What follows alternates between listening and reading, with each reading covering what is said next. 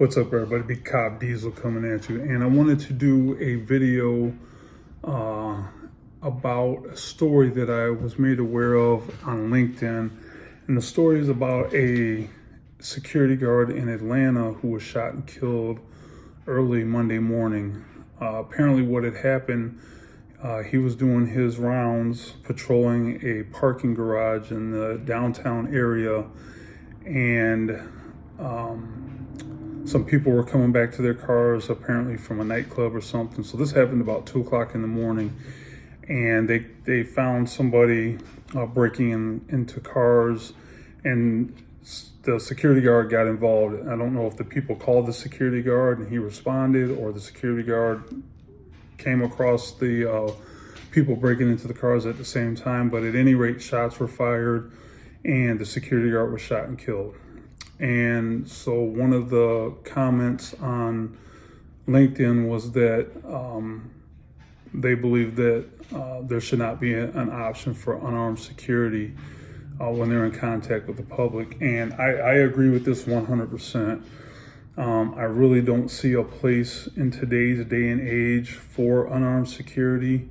The only place that I could possibly see it is if you, or if there's a building, let's say for instance the Renaissance Center in downtown Detroit, GM World Headquarters, that's a huge building.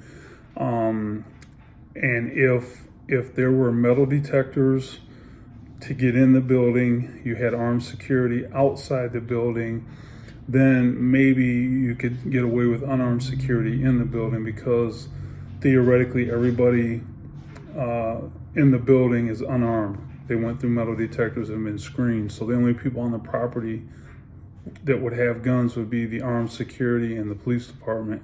So then you would be relatively secure in knowing that while you're on that property or in that building, that you don't have to at least worry about being shot.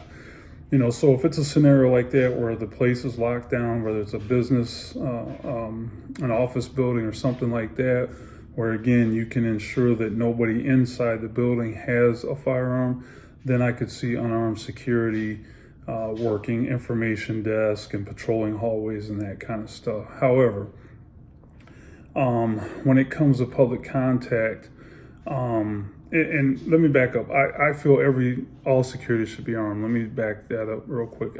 My belief is that if you're working a dangerous job, you should be armed, because guns aren't the only things that are used to kill people, right? But anyways, so with this story, somebody commented that working unarmed should not be an option, and I agree 100%. Here's why. We all know that gun crimes happen all the time, and regardless of what the talking heads on TV say and what politicians are saying, this problem is not going to go away anytime soon. So to put somebody in a position where they don't have the ability to adequately defend themselves is just a recipe for disaster. The companies do it, and I know from firsthand experience, as having worked as an operations manager for a security company, clients do not want to pay top dollar for security. There's different levels of security. That's a whole different video, but they want a penny pinch. So it's a lot cheaper to hire a security company and have that security company provide unarmed guards than it is for armed guards. The premium's higher. The security company has to pay a higher premium insurance for the armed security guards for obvious reasons. So that cost is passed on to the client. And clients are always trying to get more for less, and from my experience, clients want,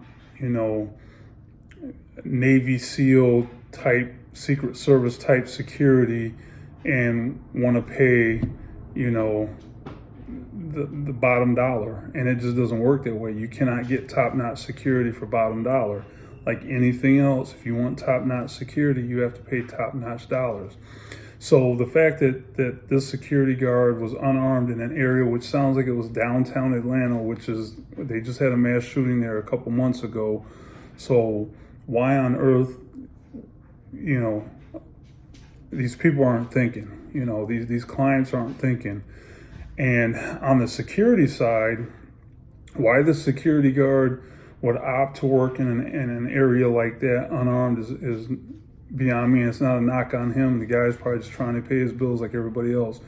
But this message is to those of you in the security field or thinking about getting in the security field. There's different layers of security. There's different requirements. And if you live in an area where the crime rate is low, if you live in an area where the worst crime that happens in your city is there's a cat in a tree, right? Then unarmed security might be the way to go. But if you live in any kind of urban area or even a metro area, you should be working armed security, and you should not accept unarmed security jobs. That's just the bottom line. Why would you go into a situation where the deck is stacked against you? Further, a lot of security companies' policies and or the client's policies are that they don't want security to intervene. Now, I don't know what the standard operating procedures are for this story, for this particular security company, if that's their policy or if it was the policy of the client, if they expected this person, the security guard, to intervene. But I got to tell you, there's a lot of companies, and again, I can only talk about Michigan because that's what my experience is, but there's a lot of companies in Michigan that do not want the security guards to intervene. They want the security guard to observe and report. Or if the company's policy allows for an intervention, the client may not want the security guards to intervene. They may not want to, everybody's concerned about things looking bad. So there are a couple of different layers. Now, if you're a security guard and you're working on a contract, it is very important that you know what the company's policy is on whether they want you to intervene to stop a property crime, obviously stop some other kind of violent act, or not. And here's the key: if they don't want you to, and you do, now you can either be fired, or written up, or reassigned. So just know what the policy is for the company, and also know what the policy is for the client, and make sure that they're the same. I'll give you an example. So I worked. I helped out at a private school this last year, doing armed security. So when the project man, and I'm a contractor, so I work for several different companies, and I like that because that way I can say no if I don't want to do it. But a project manager from the company that was providing security for the school contacted me, asked me if I'd be willing to do it. So first question I asked, because it's a school, is it armed? And B, am I required to respond? Will I be allowed to respond if there's an active shooter? He said yes. Awesome. First day on site, I met with the principal to clarify, to make sure that she was under the same impression I was, that we are required to respond, meaning we are required to respond with deadly force to stop an active shooter. And she said yes. So I got 2 yeses. Life is good. Had either one of them, had the project manager said, nope, we just want you to observe and report, the conversation would have ended right there. Or if he just said, yep, we want you to respond, and then I got to the school and the principal said something different, it would have been a no-go for me. Again, I'm not going to put myself in a position where the deck is stacked against me.